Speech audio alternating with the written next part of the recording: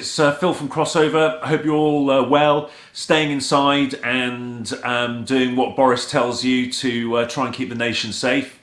Had quite a few emails or questions about what we think is going to happen to the market and what we've got as a potential for the rest of this year. So I thought I'd just give you a few numbers just to allay some fears and spread a little bit of hope. Obviously, the most important thing as we get through this next phase, we've got to do what the government's telling us to try and get control of the pandemic. As soon as we get control of it and understand that, the sooner we can get back to business.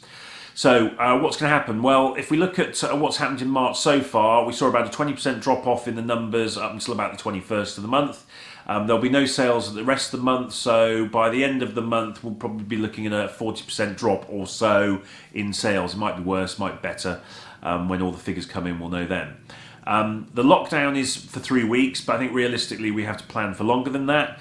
If we look at what happened in China, they locked down for about 8 or 9 weeks. So if we say 8 weeks, that takes us into about the middle of May.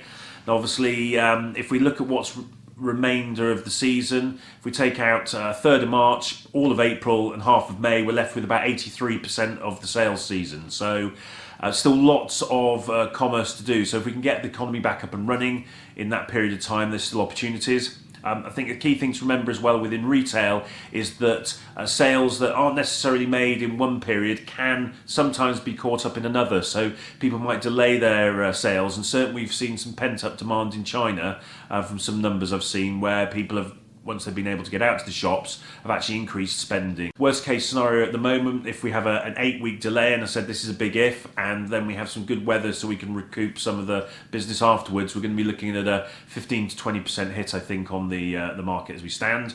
But if things improve or if we can get out better, there's every chance that we can have a bit of a better recovery. So we'll come back with some videos with regards to grants, etc., so that people can get the cash to get them through the next 2 months. But in the meantime, stay safe, stay indoors, and keep fingers crossed we can get through this as quickly as possible.